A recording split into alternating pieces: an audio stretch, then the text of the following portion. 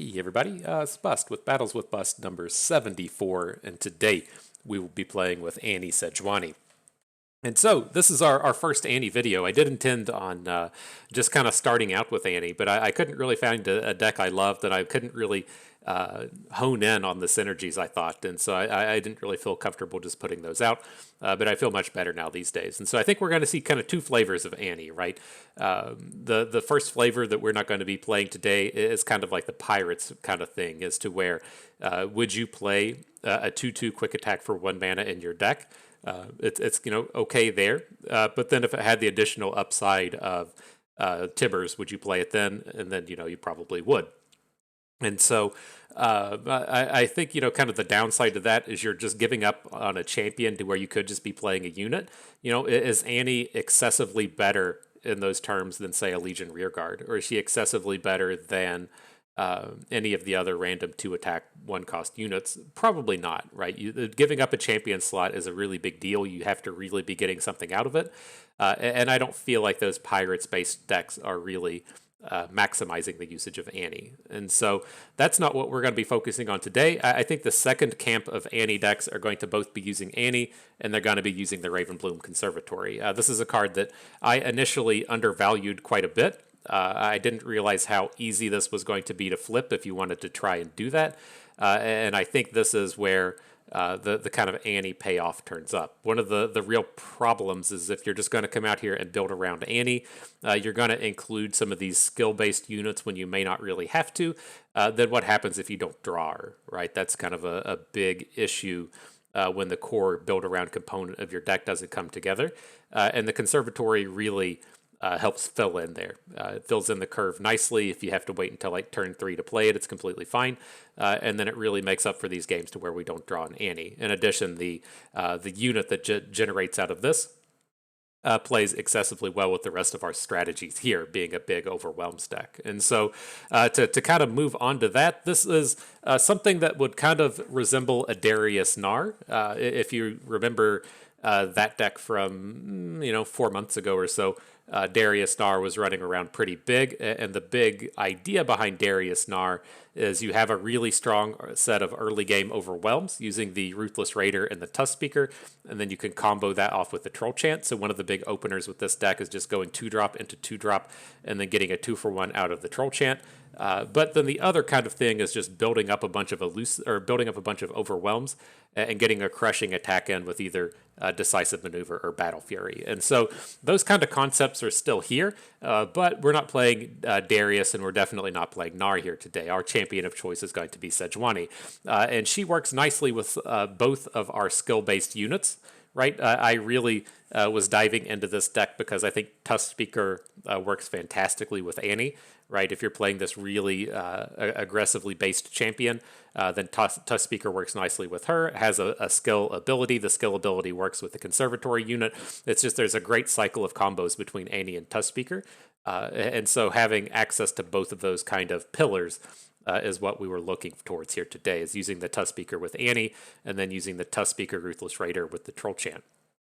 And so outside of that, the Overwhelm package looks pretty standard. We have adopted to playing the Captive Greyback. This is a new card out of the current set, and this plays to some of our other synergies as well. The Greyback, it works fantastically with Disintegrate. I think Disintegrate is just necessary in the current format. There's kind of two parts to the Disintegrate. Number one, I just undervalued it when initially ranking the cards. And number two, this format has like a lot of Bard Alawi in it, and so if you're those aren't the same deck, but if you're playing against the various Bard decks, being able to deal with a pretty big unit is very important. And then if you're playing against the Alawi decks, being able to deal with the Tentacle or a big Alawi is also extremely important. And so this, of course, works nicely on offense with the Greyback and with the Annie. Also works, with the Omen Hawk and the Demolitionist, just being shitty units we don't care to throw away, and something useful to take down our opponent's big play with. Otherwise, the only other odd-looking card in here should be Death's Hand. This is something that synergizes nicely with Sejuani. Right, if we're trying to level up our Sejuani quickly, we want to be able to deal damage to our opponents on their turn. So we have the Tusk Speaker, we have the Demolitionist, and we also have the Death's Hand. Very important as a way to kind of kill a naked Zed, right? If opponent tries to play Zed without any chimes on him, it gives us a direct answer to him. And then it's a card that also works nicely with Overwhelms, right? As to where if we attack, opponent blocks with a unit, and we get to kill off that unit with the Death's Hand or whatever, then it kind of counts as dealing additional damage to our opponent's face. And so nice little bits of synergy there. And so it works out good. We've had pretty good success with the Sejuani as well. She can realistically flip in this deck. If you don't feel like you can realistically flip Sejuani, then you should probably just be playing Darius. But here it is a truly, I don't want to say it's common, but I wouldn't be surprised if we see a flipped Sejuani before our next set of games are over. And so, with that being that is what we're doing battles with today. So you know what we have to do before the battles start. We have to go and pay the pay-to-win price. And so, the Captive Greyback is going to be our bro today. One of the new guys, you know, he's got that premium skill up there on the board. Pretty good stuff. Pretty strong bro. I'm certainly happy to turn him premium. We're pretty close with the whole deck at that point. There's a lot of overlap with some of the older strategies that we were playing. Good stuff. Good stuff. Let's see if we can't get a fun one here to start with.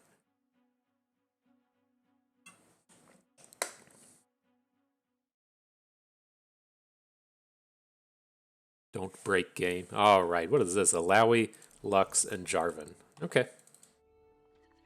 Get our disintegrates ready. And so with hands like this, we don't really have enough 2-drops to where we can mulligan these away. I would love to find a 1-drop here, but if we don't, it's not the end of the world. We aren't like a super aggressive deck, right? You might have said like, hey, where is the Legion Saboteur, the 1-drop with the skill ability? It's just not really my cup of tea. I don't feel like doing the turbo Annie stuff or the turbo aggro stuff is really where we belong in this format. And so the Tusk Speaker is fine. Guarantee we have a 2-cost play, and then we want to get the cheapened Ancient Yeti on board if we can. All right, he's got the big Alawi start. Let's see if he's got that 2 spawn for the second turn here. We'll have to offer up the trade if he does. If he doesn't, this feels pretty decent, but gotta manage these tentacles while we can. Okay. Get a pretty wide board here. Now, the thing to always remember with this Overwhelms deck is we don't have to go over the top in terms of just like slamming into our opponent's board. We do have the opportunity to just kind of like stall the board and then go for the decisive maneuver play. And so this isn't the deck to where you want to sit around and go for a big bunch of trades. If you have the opportunity to just grow the board, that may be an opportunity for you to pursue. I'm fine with leaving this Broadwing on the board, but I think this is a decent spot to go after the Tentacle.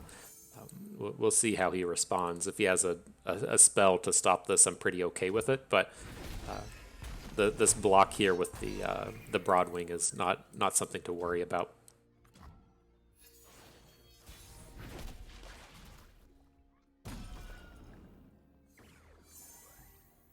The Grown Ruthless Raider. It's not, well, this could be decent enough on curve, right? If we want to, say, drop both the Demolitionist and the Raider, I think I can get behind this.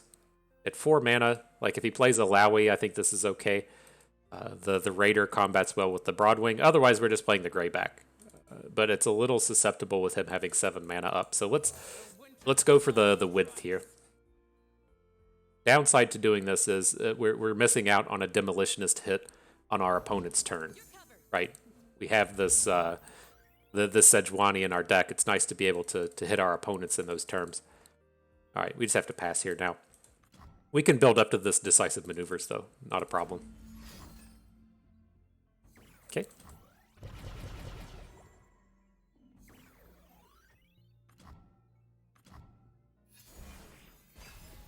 This is a pretty good Bright Steel, though. Shut down everything we were doing. Gonna lose our Tusk Speaker. Yep.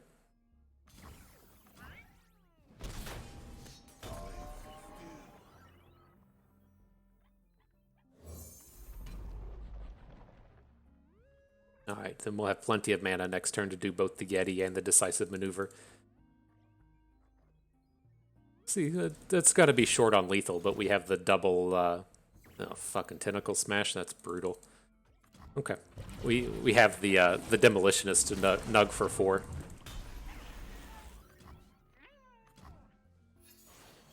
We just lost out on a ton of damage.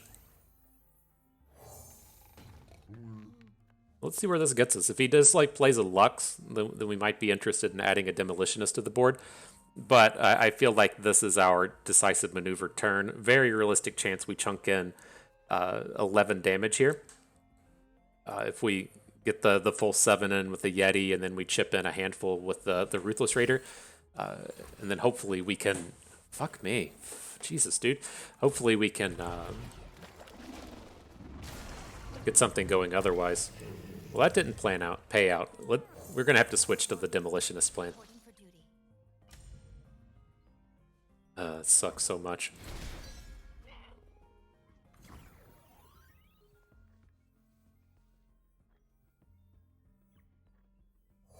Gonna go with the small one. I'm trying to like envision how he's actually gonna block here. I don't think he's gonna put the tentacle in front of the Ruthless Raider. Okay. Yeah, just the have-it-alls for that turn's been a pretty brutal set. I was like feeling pretty confident we were going to be able to win with the decisive maneuvers, and that collection of removals was painful. I really don't want to have to use a decisive maneuver defensively.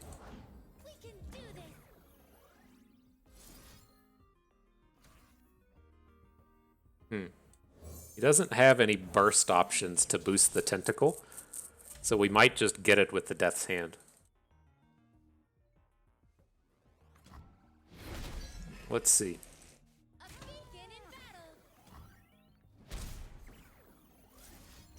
Alright, well we gotta go for it. We have the opportunity to take this thing down.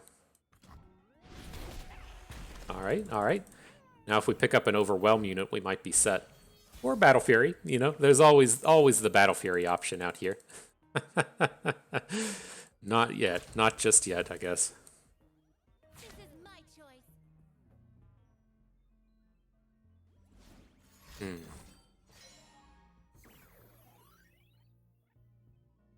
So how do we go about this? We can technically play both of our cards here. That's a little painful. I think what we need to do. Let's just go ahead and protect our damage source and make Lux a 1 attack. And then we should be able to take her down with this combo of 5 damage coming in. Wouldn't be surprised to see him have an additional card, but it's at least a good shutdown on this single combat.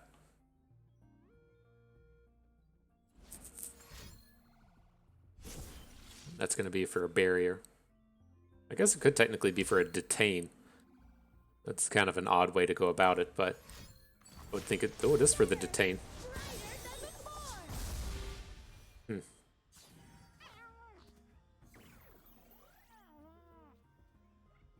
Okay. So now we're going to lose our bro to the final spark. We're still in it, right? We need to hit an Overwhelm unit, and we can still win with the stun and the maneuver, but kind of brutal.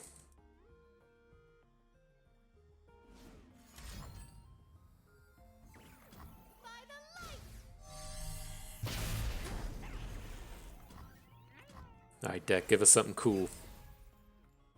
What you got? All right, there's our big Overwhelm. I believe in you, Ancient Yeti.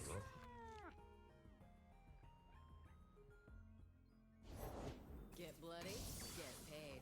Okay. You're damage short, aren't you, Yeti? Fuck me. Come on, dude. All right.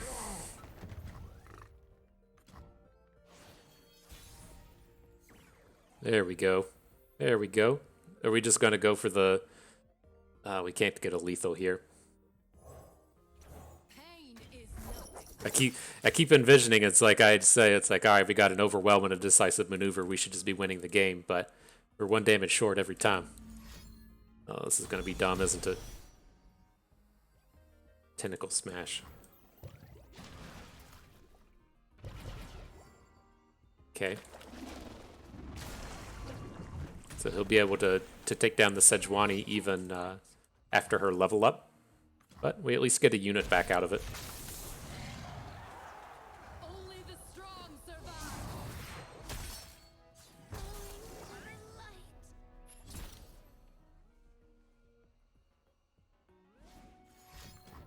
Okay.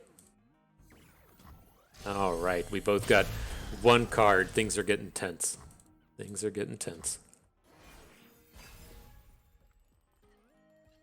There's a big boy. This should be counted down. It's only on countdown 6? Are you serious? Fuck. I was not expecting that to be so low. What are we on? We're in turn 9? Damn. This was always my concern with the conservatory, and that it... oh, and Jarvan. Good job, dude. I don't know what else you're supposed to say than that. Good job, dude. Let's see what we pick up next turn. Maybe we can do something cool with Sejuani, but she's still going to be short on damage.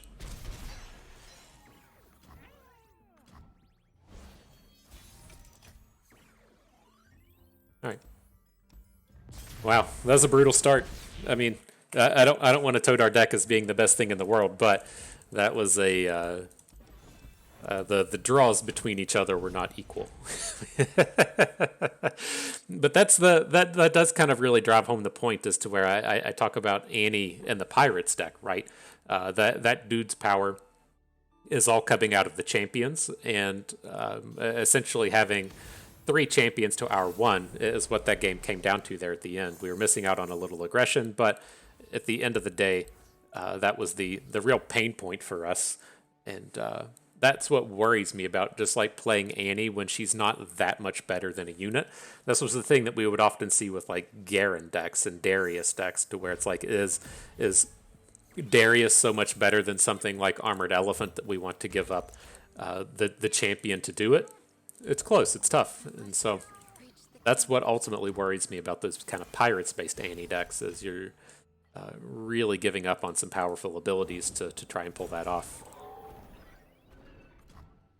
Alright, not quite ready to just give up in front of the Broadwing when we have all these Troll Chants in hand. If we play the Ruthless Raider and just trade, we're in such a bad spot. And so I know Troll Chant doesn't play super well into the Broadwing, but we got to have something go right with these.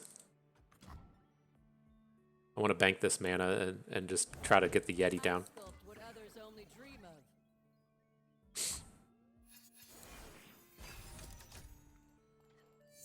Pretty painful game. There was an argument to like cycle away one of the Troll Chants, but I kind of felt like if we were able to get it down early, everything would be okay. He's not going to be happy about the Ancient Yeti, but he's certainly ahead of us still.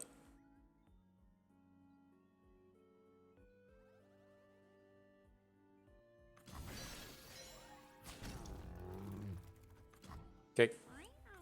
Love ya. Feels like that could have gone worse. I've definitely had worse turns than that before. We got Ruthless Raider. He's like kind of tempting since we have all of these Troll Chants, but I think we need to just stick with the big boys, and then we'll still get a good Troll Chant this turn. With a little help, I made you fly. And then if he gets weird with like Misfortune onto our 3-attack unit, we could even consider disintegrating. I don't think he'll get Misfortune involved with this attack though.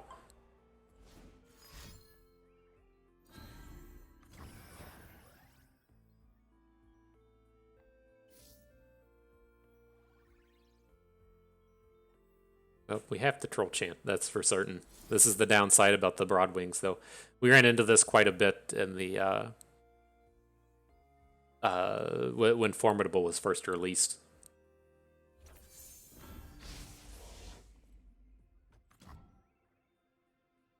Okay.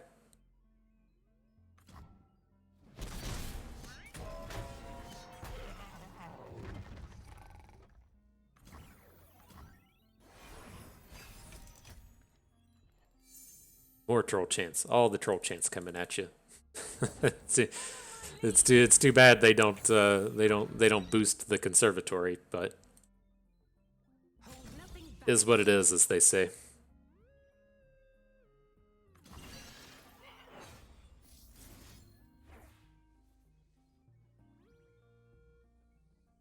I'm just curious if he ever attacks with this misfortune. Like, we're never gonna get to take her down in combat, so I think this is okay to just to shrink up his Durandi Sculptor.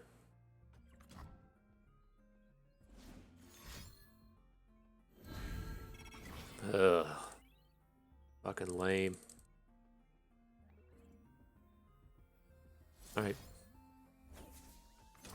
We can't let him get multiple attacks out of Jin Vivi this turn. We're just going to fall super far behind.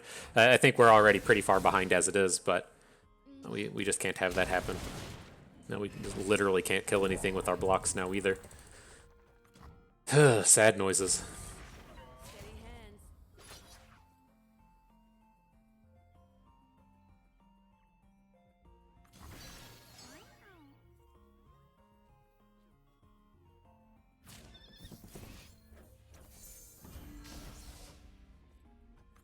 All right, we got to draw something good. This is kind of one of these spots to where I'm like, man, I wish we had a Captain Farron, but it's not the case with this set. Captain Farron's kind of odd. I don't feel like he's particularly good in this format. Like there's nothing wrong with it. Like in these games to where we've been grinding out this far, it feels pretty good. But I feel like we've also ran into some just pretty bad games for our deck here today. A lot of that circling around the conservatory.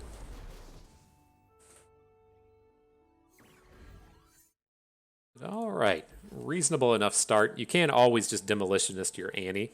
There's not a ton of ways to just deal that point of damage to her.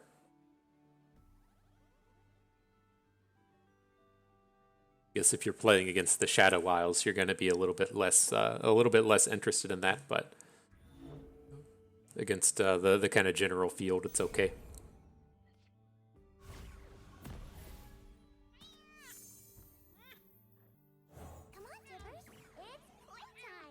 Let's get him, Tibbers.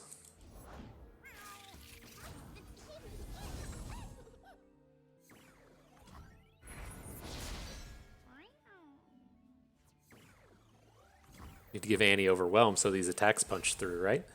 You need to play Annie with oh, what's his name? Kato the Arm. I'm just gonna take this hit. This is okay. We're getting built up to being able to use a troll chant.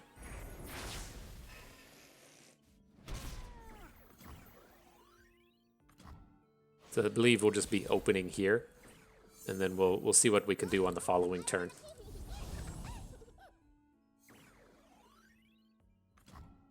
So ideally, I'm just looking to play the Omen Hawk now.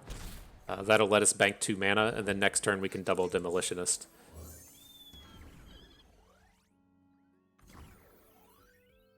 Actually, let's just go ahead and Demolitionist now.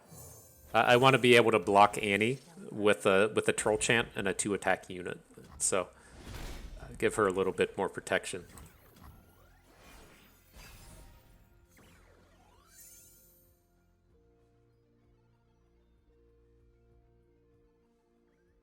I think we're okay. Need to get that 3 bank so we can just draw Battle Fury next turn. That's what life's all about. Just coming out and dropping the Battle Furies. We should get one. We should get one win today with the Battle Fury. Make us feel pretty good about it. For the Empire.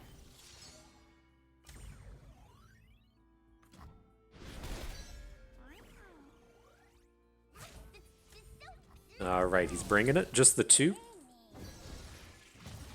Interesting. That seems pretty positive for the home team here.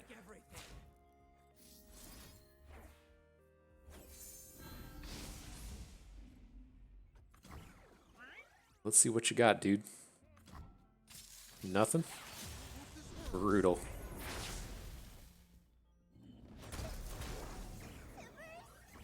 We are 1 skill short of the Annie flip, which is a little unfortunate, but I think we're just going to get a big blowout on this attack with the second Troll Chant.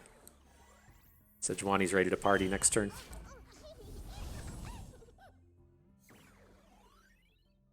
This is a common situation we'd see with our Sejuanis, though. It's very common for her to come into 4 attack when she's ready to open. And so coming in on this like turn 7, we can get some of these attacks to where we... Hang on, how do we win this?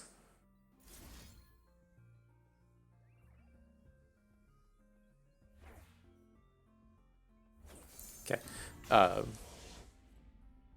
To where you like hit once on your turn to flip the Sejuani, then you hit with a second unit with the Ruthless Raider, say, with his Overwhelm coming through, and then you'll have 3 and 4 units at the end that still get to take advantage of the Frostbite. It's fairly common, but like I said, she's definitely flippable in this deck. Now we can pull off the big combos with her. You're quite the little fire starter.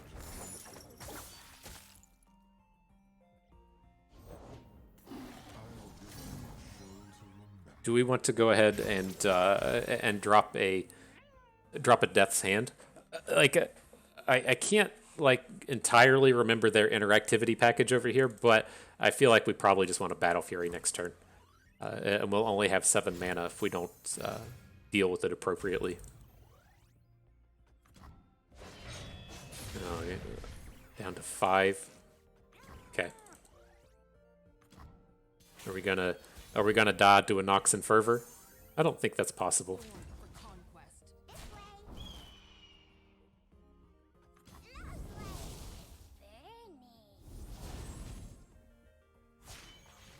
All right. The Annie flip, the Sejuani flip. Get it all in there. This would have been the perk to if we'd have flipped the Sejuani on his turn. If we'd played the Death's Hand on opponent's turn, we would have gotten the Annie flip as well. But don't even need it. Oh man, I was ready to Battle Fury. I was ready. The winter's claw endures.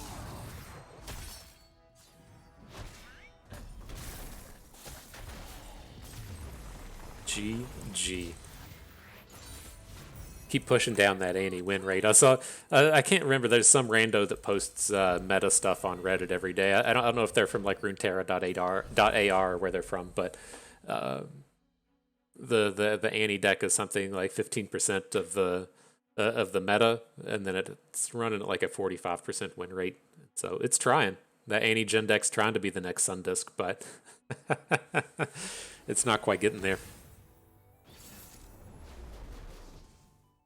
I wish the trackers were fixed. I don't know what the deal is with the trackers. I saw that this is the LOR master. They're still working on it there. I saw that Balco or Legna or one of the data people, has been having issues with this patch as well. I don't know what the deal was. Whether or not it was a it sounded like Riot changed something and people weren't ready for it. And I'm not even entirely sure. Like I've given up on using Mobalytics. I don't know how much they stay updated and everything, but it used to be the case that Riot would give people kind of like a heads up that things were about to change, and I don't know if they just don't do that anymore, or if they only do it for Mobalytics. Right? There was a point in time to where I was following the LOR Guardian people quite a bit, and then Riot basically just kind of said, "Well, we're not gonna help you all anymore." Like in terms of releasing things, it was like they would give them the preview stuff maybe like a day in advance, to where Mobalytics had a little bit more lead up. At least that was my understanding.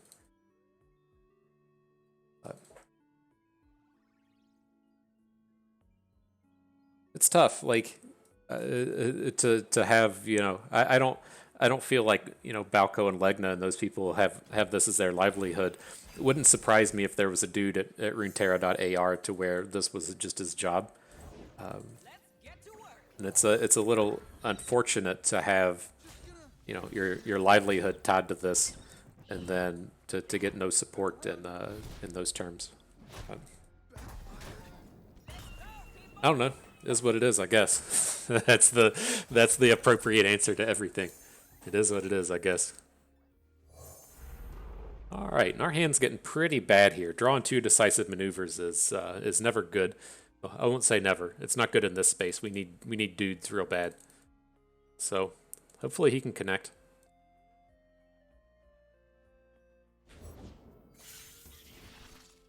Frown.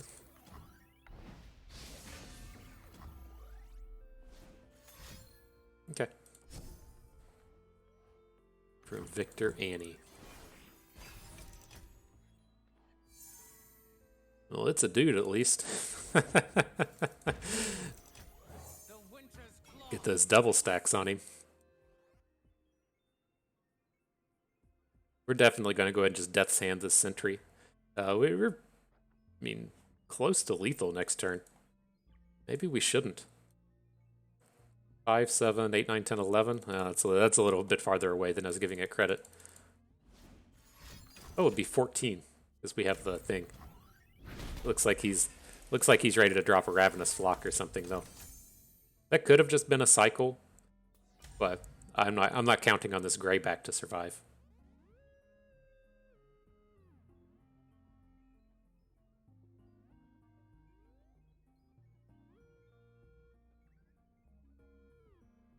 Thinking on this real hard. There we go.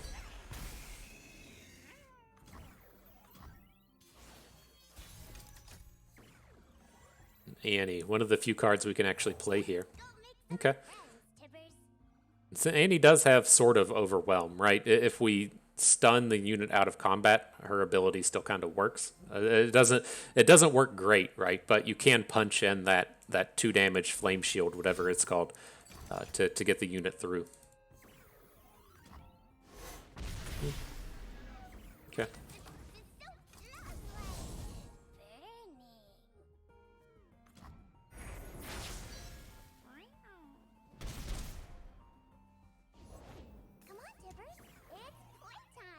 All right, not a bad chunk.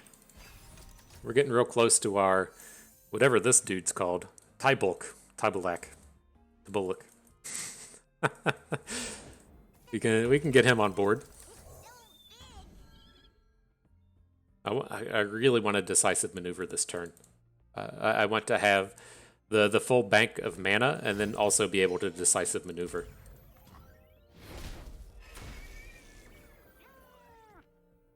Yeah, it's just like, does he ever play another unit?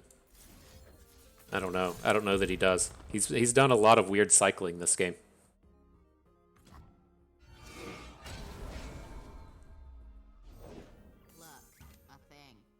Cute. Well, I guess at least we drew Sejuani. The same thing kind of applies here with Sejuani.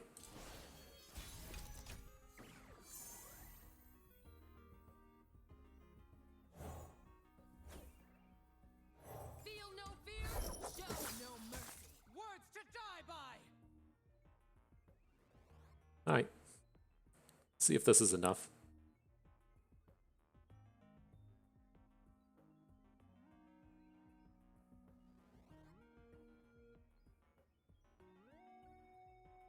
I'm ready for it.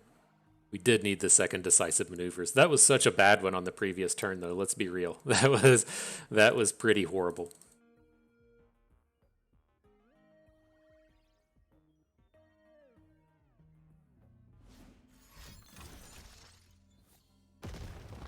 Did we just win the game?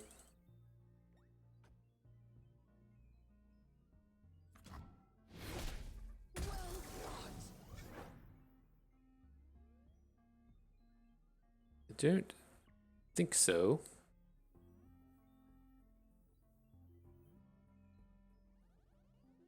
Well. So if we decisive maneuver, here's how we have to go about this, right? We decisive maneuver the Annie. We could do this preemptively because he's out of mana. We could hook the aloof over here to the Ruthless Raider. Annie will get in for 6, and then the Raider will get in for 4. So we'll be lethal at 10. Okay. Good job. I did the math. My math is never wrong.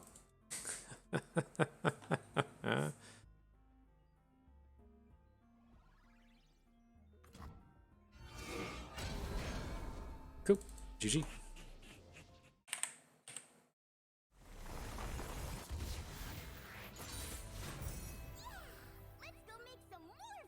Let's make some more friends.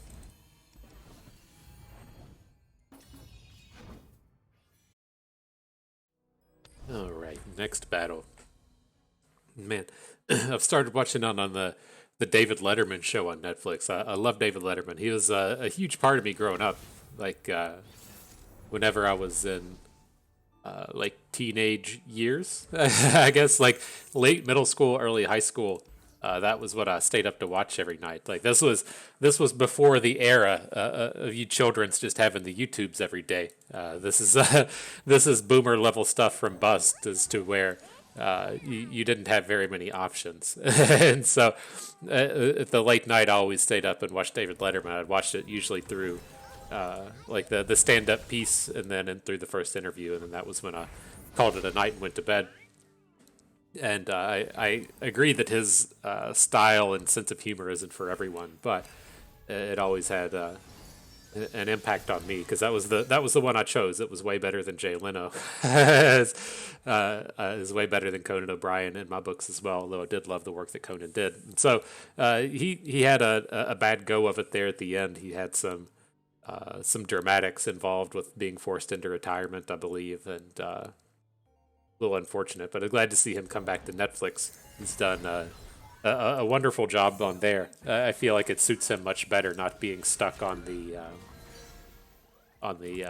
network station. And I've watched the Billie Eilish one. I admittedly don't know too much about her work. I'm never a big fan of it. I don't know who Cardi B is. I'm familiar that she did a song delightfully titled "Wet Ass Pussy," but beyond that, I'm not familiar with the work of Cardi B either. And so it's nice and interesting to get in there and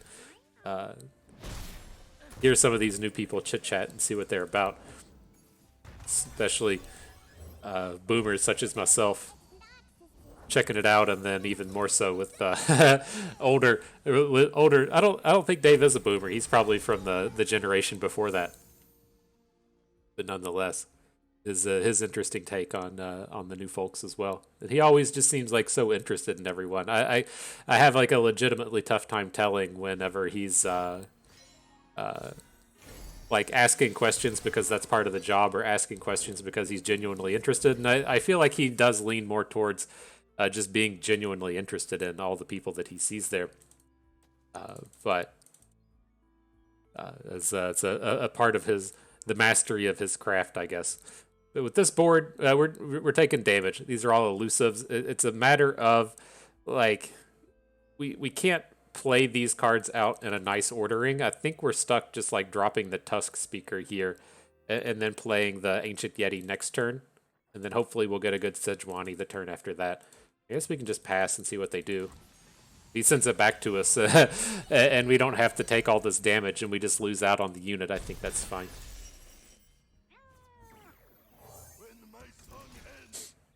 But the thing that always got me with him is like I enjoyed his humor. It's always like very dry, a large hint of like self-deprecating sarcasm attached to it.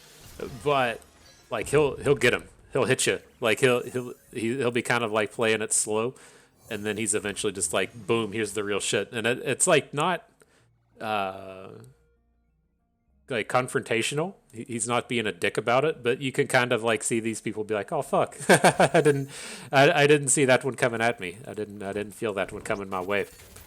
It's always wild to see it happen like that. All right, back to this set of units. I think we're good to just attack here. If he blocks Annie, we can go with the Disintegrate. If he doesn't block Annie, we can go with the Decisive Maneuver. And hopefully this will be enough to carry us a little bit. The Disintegrate's looking pretty good here.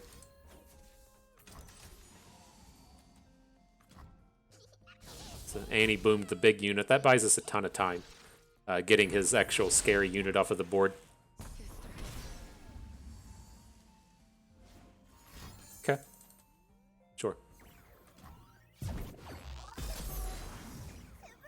And we're running back into this space to where we can't flip Sejuani for our attack, but we might be able to get 2 overwhelms in next turn and then protect our smaller units towards the right side of the attack. Although I'm more interested probably in just opening next turn. Place Paddle Star, or not Paddle Star, Sparklefly.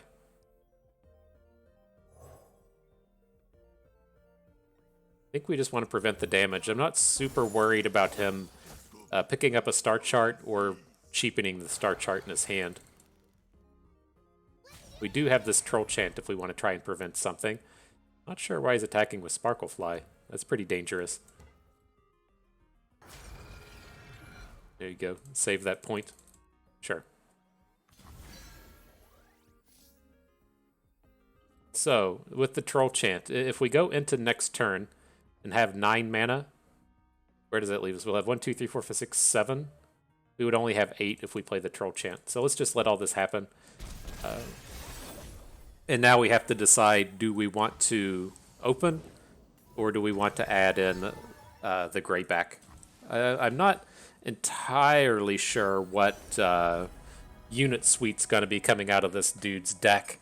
But I think we're fairly safe to drop our dudes. Like, play the Greyback and then follow up with a decisive maneuver. The stun that he played was a flipped Zoe. I don't feel like he's naturally playing Trouble Bubbles. So I think we can ignore that. There are a handful of stuns out of Targon, but there's also the Charm stun. But I think this is okay. We'll add in the Greyback. Probably have to just stun the Sparklefly. But we're going to attack big to little here. I want Sejuani out on the left, and then I want the Ancient Yeti next. Just as our units that are going to survive these combats, right? He's going to come out and try and put the Bell Ringer in front of the Tusk Speaker. He's going to try and put the 4/5 in front of the Greyback or something. And so ideally, our smaller units are going to get a bit of Frostbite protection here. As it stands, he shouldn't have a unit big enough to just take down Sejuani, right? And if he does, I think we're okay with it. Like, if his play here is just like a giant dude, I think that feels like a win for our team.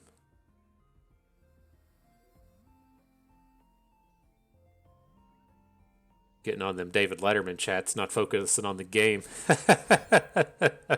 Whoops. Whoops. He just has an additional Zoe. Interesting he picks the Ancient Yeti as opposed to picking Sejuani. Why would he do that? Well, we're riding onward.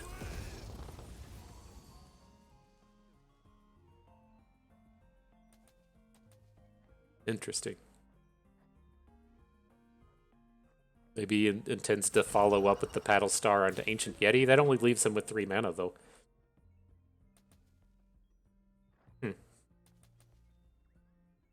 Interesting, I tell you.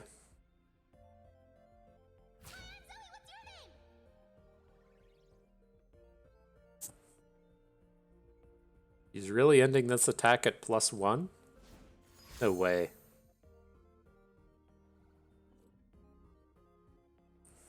We get a million damage out of this decisive maneuver. That's just so wild.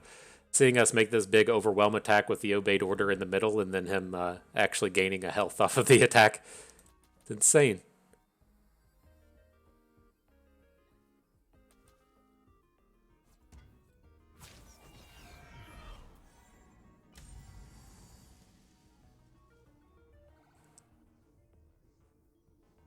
What you bring in? He played a Moonsilver on something. I didn't quite catch where it went.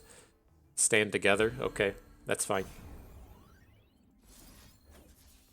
Yeah, we're still so short on damage. Still got to do it.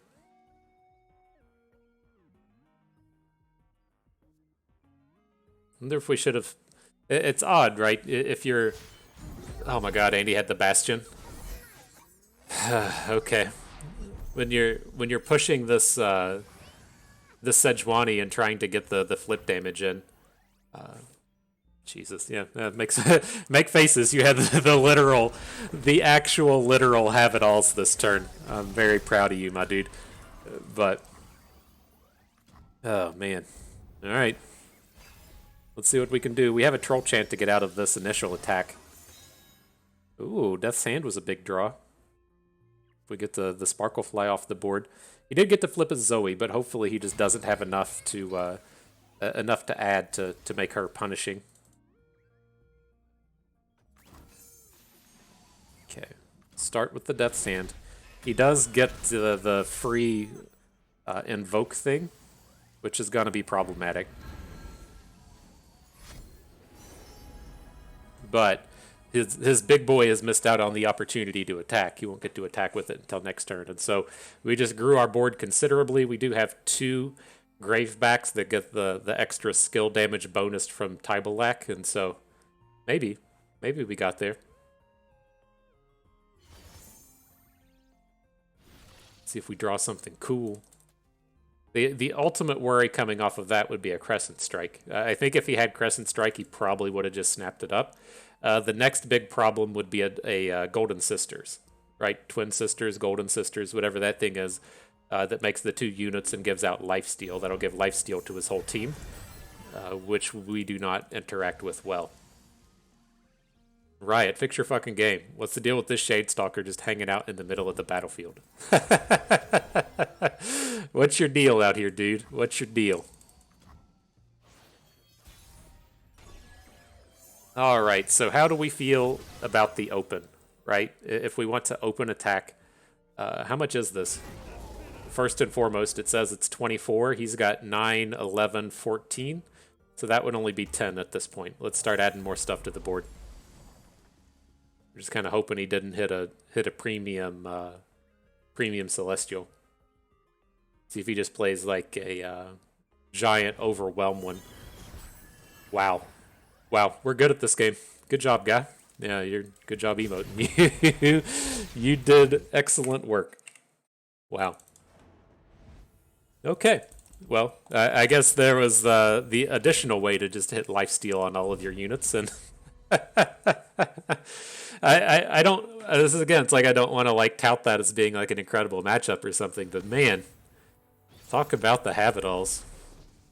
I don't know how you're supposed to how you're supposed to do it. As my classic line is I'm not sure if we should if you should be buying lottery tickets or if you should just be going away, right? If today is your luckiest day ever, then you might as well go and purchase some lottery tickets while you're at it. Or if what could be unfortunate for him is if he just spent all of his life luck on a game of Legends of Runeterra, then that's a little bit of a bummer for our previous opponent. All right. So many chimes today.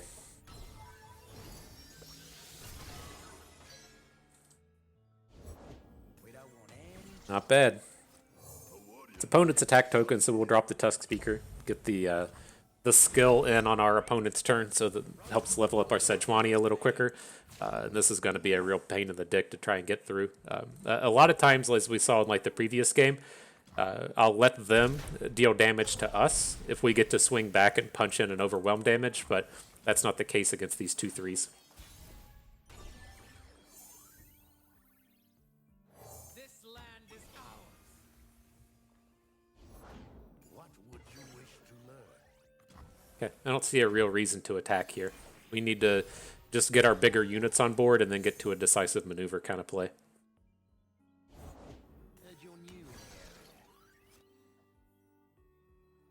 Don't really want to drop the 5/5. I'd prefer to get a little bit more value down. Maybe we can wait a turn. If we're going to say block a Green Glade Elder with an Omen Hawk, Death's Hand, the bird thing. Do we just be taking 4? I think he's okay. I'd kind of rather go into next turn dropping the Greyback and then still having the mana to play Death's Hand.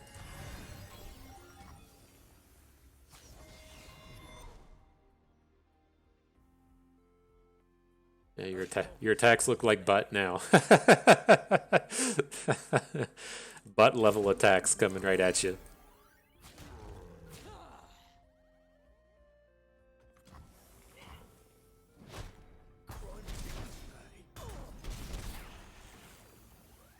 All right.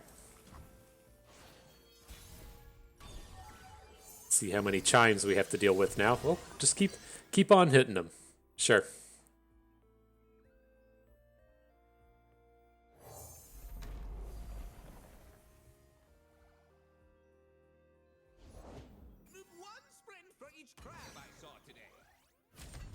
Okay, no reason to attack with the Ancient Yeti. This is one of these spaces to where he can very easily fill out his board, and we can't fill out our board. And so if he's going to get a fully wide attack, I don't want to just be trying to punch in this extra 2 damage. We're going to prevent more damage, right? If he has, say, 7 units and can only have 6 on the board, then we're getting to prevent a bit of that from coming in. I want to go ahead and just Death's Hand Esmuth if we can.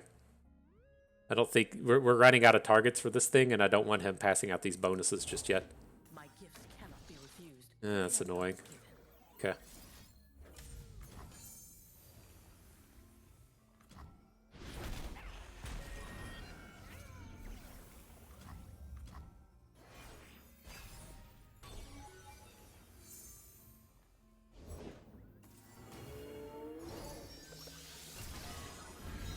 All right. This looks like a board for Sejuani. Bow to no one. You can only take us to 1 with this attack.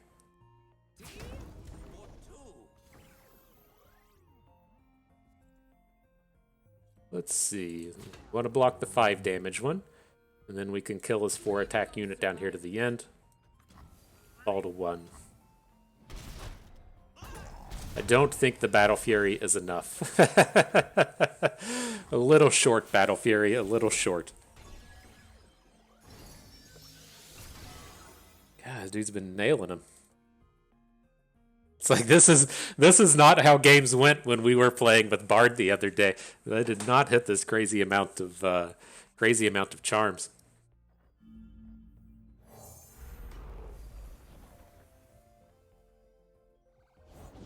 We don't want any trouble. Sure. I mean, I don't know what else you're supposed to say. I don't know what you're supposed to say. This has been a day.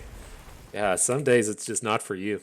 You just gotta dig in and grind on. It was a mistake.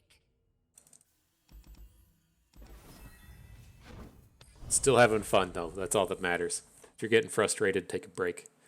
You just feel like you can't win a game and you're getting mad, take a break. It's easy.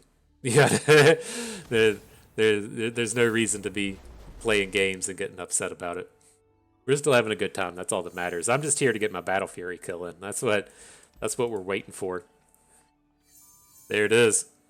It says, I'm a little early, my friend, but I'm here for you. Oh, what a bunch of garbage. Quit turning up. And man, I didn't realize this until today. They nerfed Omen Hawk. When did Omen Hawk get reduced to 2 allies instead of 3? I don't remember that shit happening.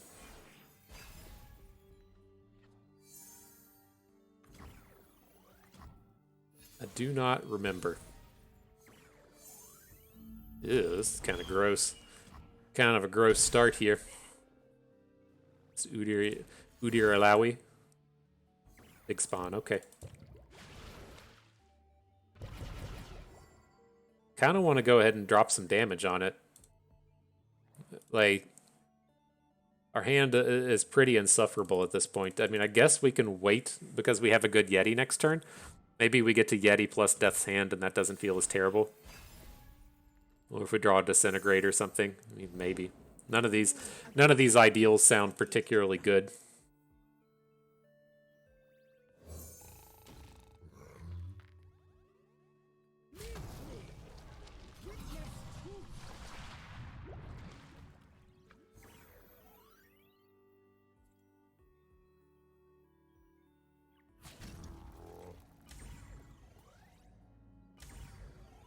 All right.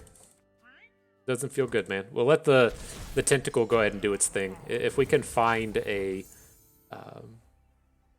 Disintegrate, or we can just block it with the Omen Hawk. Hopefully, you know, if it's attacking, it doesn't have the Overwhelm. There's just that one card out of these factions to give Overwhelm to the tentacle. Hopefully, we just don't have to deal with that. Good chance we can't attack here, though. All right, we can. More than happy to trade our guy for either of his units.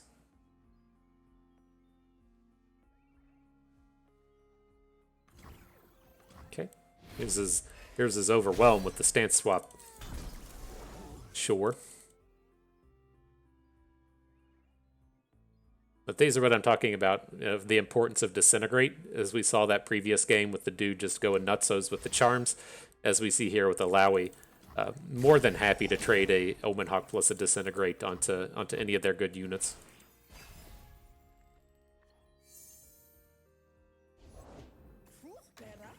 Not bad, dude. Not bad.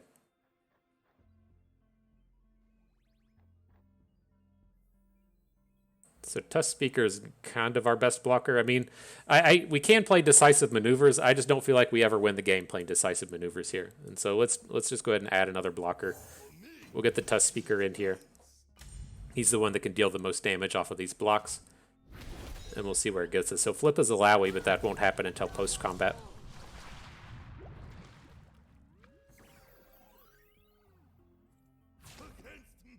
Ugh, are we just dead?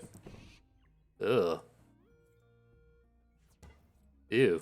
I guess we'll play the decisive maneuvers then.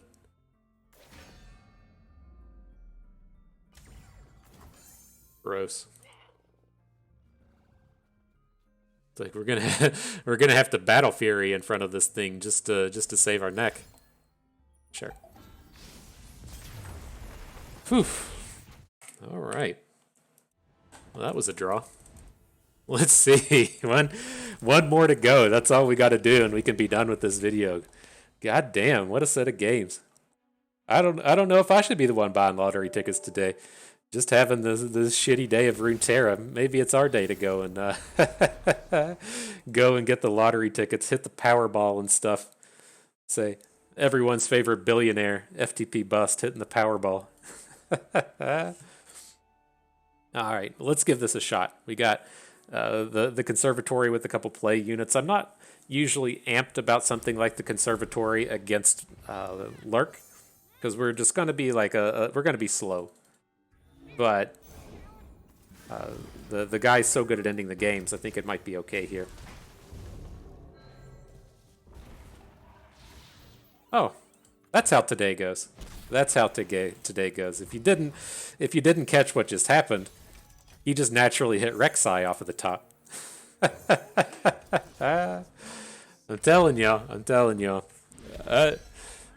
It's just this. I'm surprised we've even won one today. Let's be real. I'm surprised we won one. Insane. Alrighty, let's see what we can do. We're gonna have to Death's Hand one of these units next turn. I assume he's gonna open on us. We'll hit the Fearsome. I'm not as upset about people naturally hitting Lurks, even though this guy's done it twice. Man, just hitting that. I guarantee you, that Lurk that he just hit was Pike. That's just the way life is for us these days. Fucking brutal. Remember the objective. Alright, we'll take the trades if I can get them. Your units are way better than mine.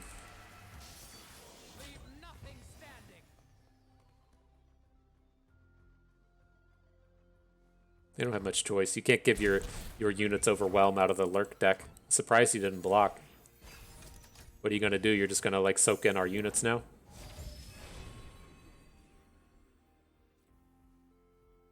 Uh-oh, he's thinking about it. Maybe he didn't hit a Predict. Maybe.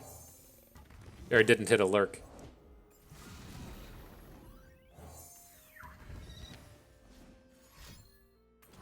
Alright, the board is full.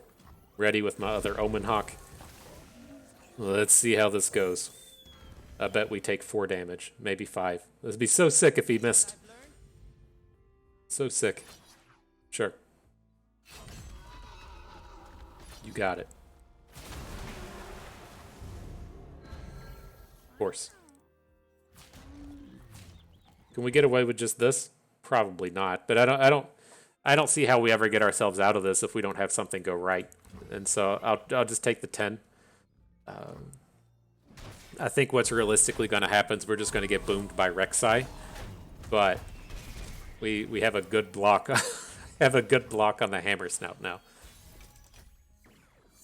Battle Fury. Oh my god, do we ever win the game? Oh, we don't have enough mana. Shit. It's like talk about being a dreamer. Oh man, did we just win with this Battle Fury? No, no, we did not. All right, but man, thank shit those games are over. Let's get that shit out of here. We can at least pull up the deck here again.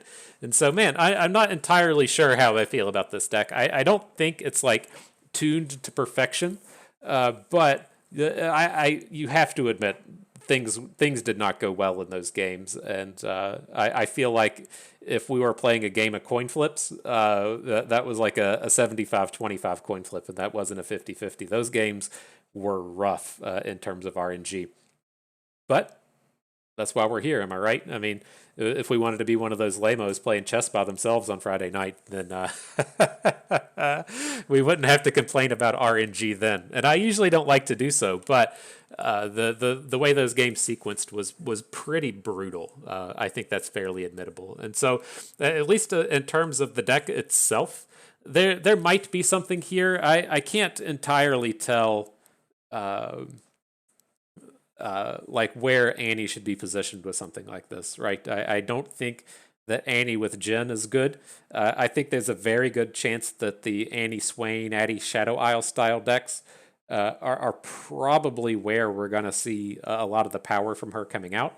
And you're basically just looking for a deck that doesn't need the conservatory early.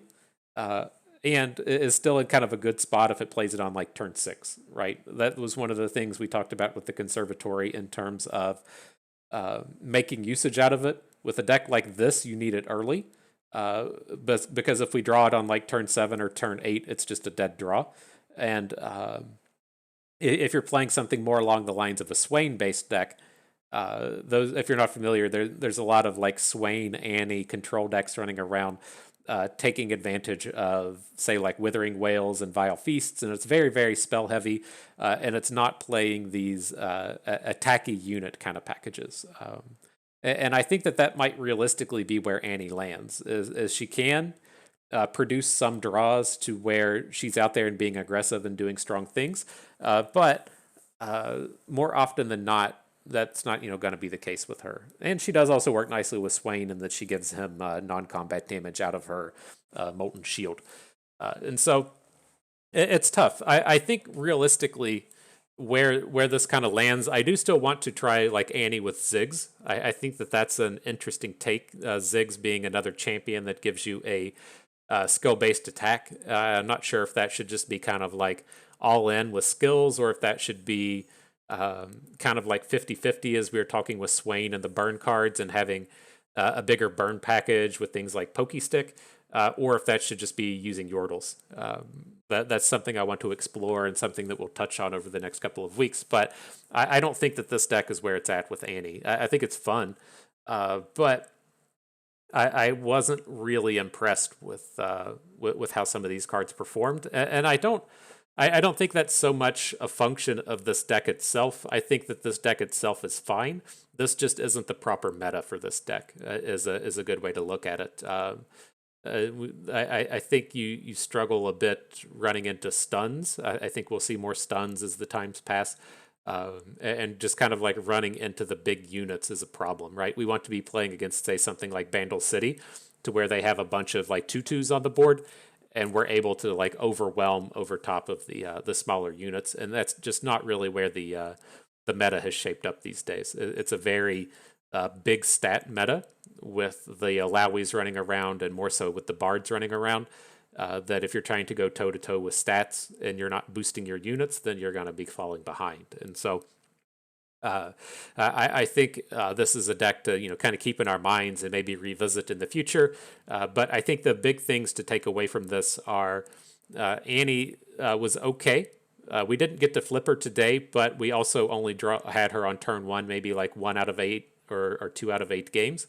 And so that wasn't the kind of greatest sample set of showing off Annie. In terms of the overwhelms, the one that I'm actually more interested in is I haven't seen anyone using it or talking about it these days, but there's the new Bilgewater Rat. It's like Wharf Rat or Bilge Rat or something. The 1/3 for 2 that gets a bonus attack for every turn you've dealt damage to your opponent. And so it's meant to work in the plunder decks with like Sejuani Gangplank, but it's very easy for it to just be like a 4/3 overwhelm for 2 mana. And I think there may be something with it, and then with Gangplank and Sejuani, or Gangplank and Darius in terms of being like the big overwhelms deck of the format. But I just here haven't been happy with this collection of cards. I think again, it's not the deck, it's the meta. And the deck itself is fine. This is just a bad meta for this deck. But if you're just out there climbing, it should be good. If you're just looking to jam some games with Annie, it should be good. You do get some hashtag LCS big plays with the Battle Furies and the decisive maneuvers. We didn't get to pull off any of those today, but I assure you it feels really good to win a game with a Battle Fury. And I do feel a little unfortunate. I think that some of those games were just brutal. I mean, against the Bard guy with the Sparkle Fly that was a 4/5 and just having literally everything to shut us down, and then immediately redrawing a Sparkle Fly off the top of his deck on our game-winning turn. Like, okay, when you're competing with that, you're not really competing at all, and so it kind of is what it is. But at the end of the day, I had a good time. That's all that really matters. I hope you all enjoyed the video as well. And that is going to do it for us today. And so I hope you all learned to use your skills a little bit better. Maybe learned a thing or two along the way and had a good time watching. This is Bust, and we thank you for being here.